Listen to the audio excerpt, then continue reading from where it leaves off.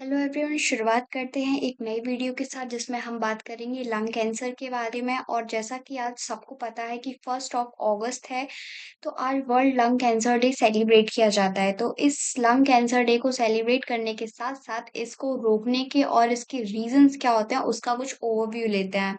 सबसे पहले तो हम बात करते हैं यहाँ पे कि जो लंग कैंसर होता है उसके रीजंस क्या होते हैं। बेसिकली जो हम सभी जानते हैं कि जो लोग स्मोक करते हैं उनको तो लंग कैंसर होता ही है।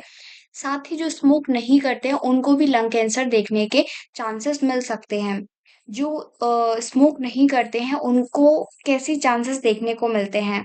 तो air pollution is a big hazardous to the lung cancer.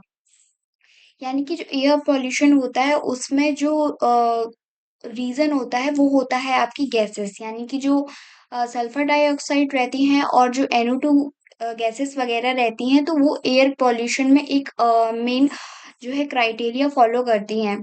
तो उनको और ये जो गैसेस रहती हैं ये आपके क्लाइमेट चेंज को भी इफ़ेक्ट करने का काम करती हैं। जब आपका एयर ही पॉल्यूटेंट रहेगा तो उसी के थ्रू तो आपका रेस्पिरेशन सिस्टम चलता है और उसी के थ्रू आप अपनी ब्रीदिंग प्रोसेस को कंटिन्यू करते हो।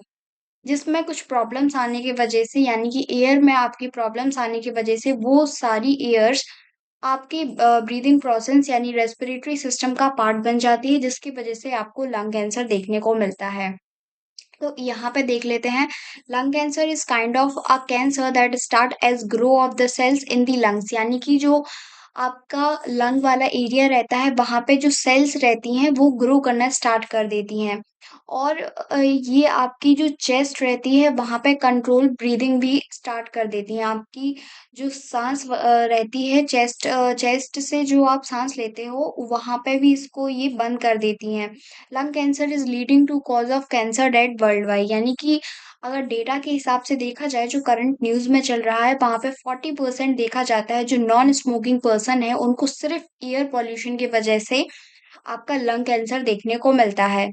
तो यहाँ पे यही इन्होंने बताया है कि people who smoke have a great risk of lung cancer, यानी कि जो लोग स्मोक करते हैं उनको बहुत ज्यादा रिस्क रहता है। इवन जो लंग कैंसर उनको भी हो सकता है जो स्मोक नहीं करते हैं। तो ये कुछ लंग कैंसर इस तरीके से होता है। ये आपके बेसिकली लंग्स होते हैं, तो यहाँ पे कुछ जो सेल रहती हैं वो ग्रो करना स्टार्ट कर देती हैं और जब वो ग्रो करती हैं तो कुछ इस तरीके का फॉर्मेशन बना लेती हैं, जिसकी वजह से आपको लंग कैंसर देखने को मिलता है। अब अगर इसके सिम्टम्स की बात की जाए तो इसके जो अर्लियर सिम्टम्स रहते हैं वो हमें पहली, दूसरी और तीसरी स्टेज में देखने को नहीं मिलते हैं। जब बहुत ज़्यादा सीरियस केस हो जाता है 4th और 5th स्टेज में, जब बिल्कुल इंसान मरने की स्थिति में आ जाता है, तब ये इसके जो है सिम्पटम्स देखने को मिलते हैं। और इसके सिम्पटम्स में क्या इंक्लूड होता है कि आपको एक कफ टाइप का फ़ील होता है, आपको चेस्ट में पेन होता है, कफिंग वगैरह होती है ब्लीडिंग के साथ में। इसके साथ ही बहुत सारे ऐसे रीज़न्स होते हैं, जैसे आपको बोन पेन होता है, हेडेक होता है, लूज़िंग वेट विदाउट ट्राइंग होता है और लॉस ऑफ एपेटाइट होता है, swelling in the face of neck. ये सारे कुछ सिम्पटम्स होते हैं। अब इसके सॉल्यूशन की तरफ बढ़ते हैं, तो सॉल्यूशन क्या कर सकते हैं हम? बेसिकली जो मेन सॉल्यूशन है इसका वो है रिडक्शन इन पॉल्यूशन, जिसके थ्रू जो पॉल्यूटेंट है वो आपका जो एयर में है वो कम मूव करेंगे, जिसके थ्रू आप इसको रोक सकते हैं।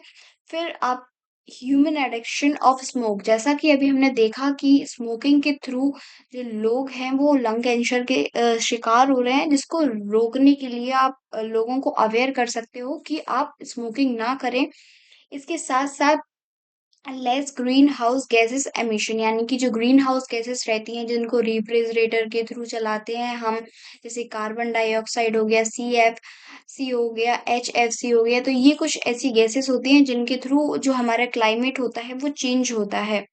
फिर इसके बाद में हम और ज़्यादा moving to the hydrogen based instrument, तो ये कुछ ऐसे इनिशियल स्टेप्स रहते हैं जिनके थ्रू हम जो लंग कैंसर है उसको रोक सकते हैं।